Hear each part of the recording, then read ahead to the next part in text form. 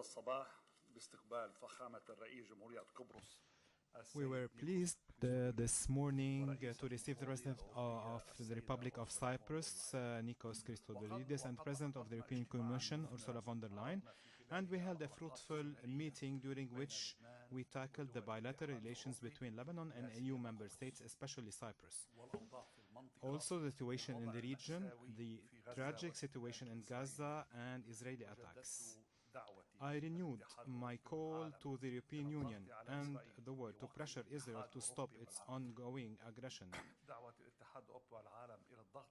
against the Palestinian people, and also to work to establish a final, comprehensive and just solution to the Palestinian cause. We renewed our call to the international community to pressure Israel to stop its aggression against South Lebanon. The main part of the meeting was devoted to discussing the file of displaced Syrians on Lebanese territory and cooperation between Lebanon, Cyprus and EU member states to address this file and its direct and indirect repercussions. In this context, we first expressed our appreciation for the understanding of some EU countries at their last meeting of the request of the Lebanese government to reconsider EU policies related to the management of the crisis of displaced Syrians in Lebanon. This position is actually translated by the visit of His Excellency, the President of Cyprus and the President of the European Commission. Since the outbreak of the fightings in Syria in 2011, Lebanon has borne the greatest burden among the countries of the region and the world in the matter of hosting the displaced, with this file putting a great pressure on the Lebanese people as a whole and all Lebanese sectors. We have always been keen to cooperate with various European and international bodies and organizations in this file, but the current reality of this issue is greater than Lebanon's ability to cope, especially since the number of displaced people is about one-third of the Lebanese population. With the resulting burdens and challenges, Lebanon's economic and financial crisis is compounded and its infrastructure is decimated. What is more dangerous is the escalation of resentment between displaced Syrians and some of the Lebanese host community as a result of the events and crimes that have increased in frequency and now threaten the security of Lebanon and the Lebanese and its stability. In this meeting, I cannot fail to recall what I have put forward in all international meetings I hold, especially with the European Union, where I was warning that the fireball associated with the file of displaced will not be limited to Lebanon, but will extend to Europe to turn it into a regional and international crisis. We are firmly convinced that the security of Lebanon is related to the security of the countries of Europe and vice versa, and that our serious and constructive cooperation to resolve this file constitutes the real entrance to the stability of the situation, taking into account mutual respect, fruitful cooperation, and European and international awareness to preserve Lebanese specificity, which is a moral value for the East and the West. We reject the transformation of our homeland into an alternative homeland and call on our friends in the European Union to preserve the value of Lebanon and to proceed to solve this file radically and as soon as possible based on the mutual knowledge between us and the European Union and the world countries, which is that the entry to the solution is political. In our opinion, based on the current reality of Syria, what is required as a first phase is to recognize on the European and international levels that most of the Syrian areas have become safe, which facilitate the process of returning displaced persons. And in the first phase, those who entered Lebanon after 2016, most of them were displaced to Lebanon for pure economic reasons and do not qualify as displaced. On this occasion, we reiterate the call to the European Union, as we have always reiterated that the support of the displaced in their countries is required to encourage them to return voluntarily, thus guaranteeing them a decent living in their homeland. If we stress this issue, it is from the point of view of our warning that Lebanon will become a transit country from Syria to Europe. And the problems that occur on the Cypriot border are only a sample of what may happen if this issue is not addressed radically. Your Excellency, the President of Cyprus, President of the European Commission, Lebanon appreciates the European Union's new position in supporting Lebanon's military and security institutions to enable them to control maritime and land borders and to carry out their duties in preventing illegal migration to and from Lebanon and to support Lebanese communities in need, while at the same time allocating part of the support to stimulate the voluntary return of displaced Syrians. Once again, I welcome our distinguished guests, and God willing, our cooperation will be permanent and continuous for the advancement of our countries, their security, stability, and the well-being of their people. The big thanks is our friend, our neighbor of Lebanon, our friend President Nijos, of what he is doing, and he did this breakthrough with the European Union. I'm very thankful to you, my friend Nijos. Thank you very much, Prime Minister. Thank you very much for welcoming, indeed, President Khristoudoulides, dear Nijos, and me here in Beirut. Lebanon is a beautiful, a diverse and vibrant country, full of energy and full of potential.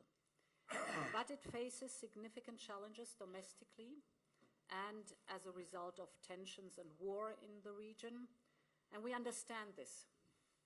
And we are here first and foremost to say that the European Union strongly supports Lebanon and its people, and we want to reinforce our long-standing cooperation. This was also the very clear message of European leaders at our last summit. And today we, Nijos and me, are here in a team spirit of Europe to reiterate that message. Today, we discussed how we can strengthen our political and economic relations and support the security and stability of Lebanon. To underline our support, I can announce a financial package of €1 billion for Lebanon that would be available from this year until 2027. We want to contribute to Lebanon's socio-economic stability, first by strengthening basic services, investments in, for example, education or social protection, investment in health for the people in Lebanon. Second, we will accompany you as you take forward economic, financial, and banking reforms. These reforms are key for the long-term improvement of the overall economic situation of the country, and this would allow the business environment and the banking sector to regain the trust of the international community and thus enable private sector investment. Lebanon needs and deserves a positive economic momentum to give opportunities to its businesses and its citizens. Third element, security and stability are also key for these investments. We will support the Lebanese armed forces and the general and the internal security forces. This will be mainly focused on providing equipment and providing training and the necessary infrastructure for border management. In addition, it would be very helpful for Lebanon to conclude a working arrangement with Frontex, particularly on information exchange and situational awareness. Fourth, to help you in managing migration, we are committed to maintain legal pathways open to Europe and resettle refugees from Lebanon to the European Union. At the same time, we count on your good cooperation to prevent illegal migration and to combat migrant smuggling. Finally, we understand the challenges that Lebanon faces with hosting Syrian refugees and other displaced persons. It is vital to ensure the well-being of the host communities and Syrian refugees. Since 2011, the European Union has supported Lebanon with 2.6 billion euros not only for the Syrian refugees but also for the host communities, and we will continue to do so. We will also look at how we can make the EU's assistance more effective. This includes exploring how to work on a more structured approach to voluntary returns to Syria in close cooperation with UNHCR. And at the same time, there needs to be strengthened support from the international community for humanitarian and early recovery programs in Syria. I would like to finish by focusing on the conflict in Gaza and its impact on Lebanon. We fully support all efforts to reach a ceasefire and release of all hostages. And we have just increased further and our extensive humanitarian aid to Gaza. Ultimately, we need a peace process towards a two-state solution.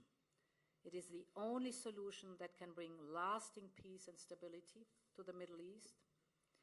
And in the meantime, we must continue to work towards a de-escalation of conflict. And we are deeply concerned about the volatile situation in South Lebanon. What is at stake is the security of both Lebanon and Israel. The two cannot be disassociated. So we call for the full implementation of the UN Security Council Resolution 1701 by all parties. This needs to be part of a negotiated diplomatic settlement. Here too, the Lebanese armed forces are critical, and the European Union is ready to work on how to bolster their capabilities. Dear Prime Minister, to conclude, let me assure you that you can count on the European Union's sustained support for Lebanon and its people. It's a long-term partnership and friendship. The bonds between Lebanon and Europe are deep, and they are strong. It is these bonds that will continue to drive our cooperation, and thanks again for having me here and for being such a fantastic host. Thank you very much. Thank you very much, Madam President. Now let's see. Your turn. Dear Prime Minister, dear Ursula, dear friends, it has been less than a month since my last visit to Lebanon. And today I'm very pleased and privileged to be here once again, this time together with the President of the European Commission. Let me start by thanking Prime Minister for his warm hospitality, always in Lebanon. Lebanon is Cyprus' geographically closest neighbor, and we share traditionally very warm and very friendly bilateral relations. And being here today, I want to repeat this, feels like being home.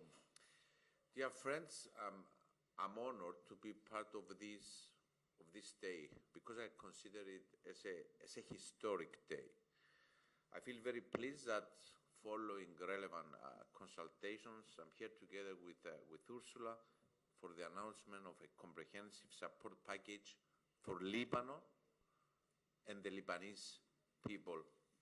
As the President of the Commission I mentioned, the package includes inter alia assistance for developing various programs for the Lebanese people, for the Lebanese armed forces, the Lebanese security, anti-smuggling actions, border control and management, support for Lebanon economy, and many more.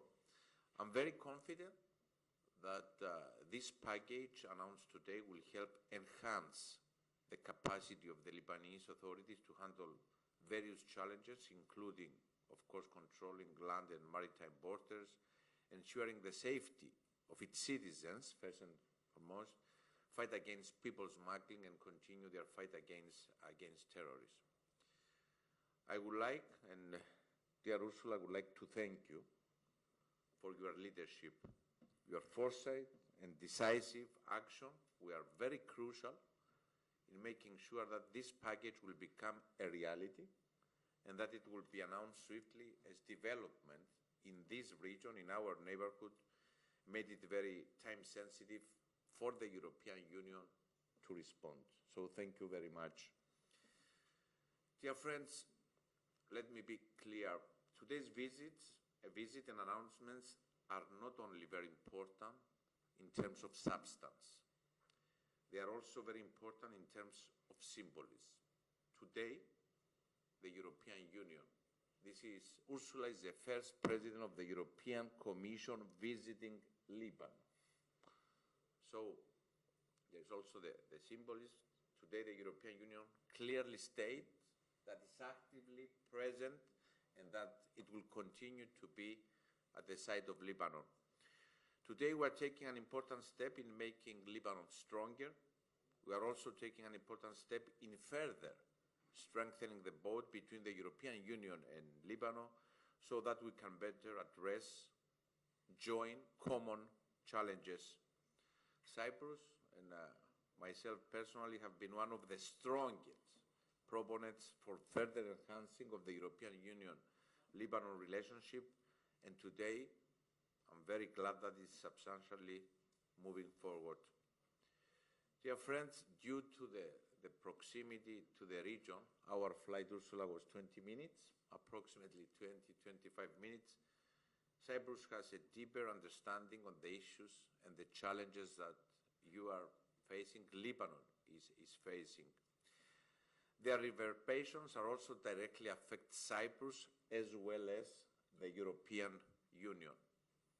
The long-standing conflict in Syria has increasingly negative effects on Lebanon and its people.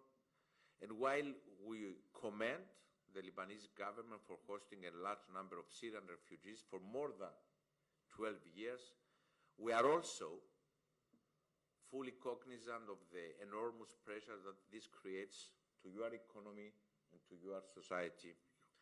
I want to assure you that Lebanon's efforts are not taken for granted.